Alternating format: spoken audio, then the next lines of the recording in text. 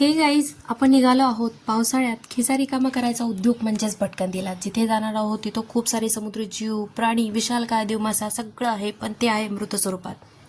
तर येऊन पोहोचलो आहोत आपण या लाल झोपडीजवळ.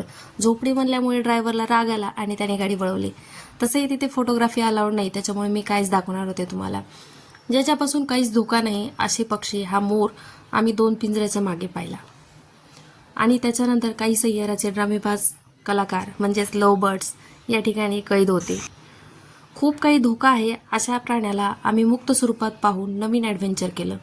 चालून चालून दमल्यामुळे आम्ही असा नवीन उद्योग करत तिथल्या वॉचमॅनच्या शिव्या खाऊन पोट भरल्या.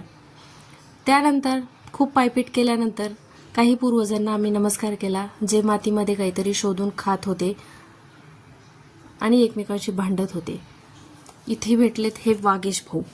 ह्यांना पाहून 2 पिंजऱ्याच्या मागे उभी असणारी मला खूप भीती वाटत होती. ते या व्हिडिओच्या क्लिअरिटीहून तुम्हाला समजलंच असेल. आलोच आहोत म्हणून चला काहीतरी फोटो काढू म्हणून असे काहीतरी 2-4 व्हिडिओ शूट केले आणि या सुंदर अशा हॉटेलमध्ये आम्ही येऊन पोहोचलो. खूप दमल्यामुळे सगळेजण भुकेजले होते. इथे यथेच्छ पोटपूजा केली आणि आम्ही घरी वापस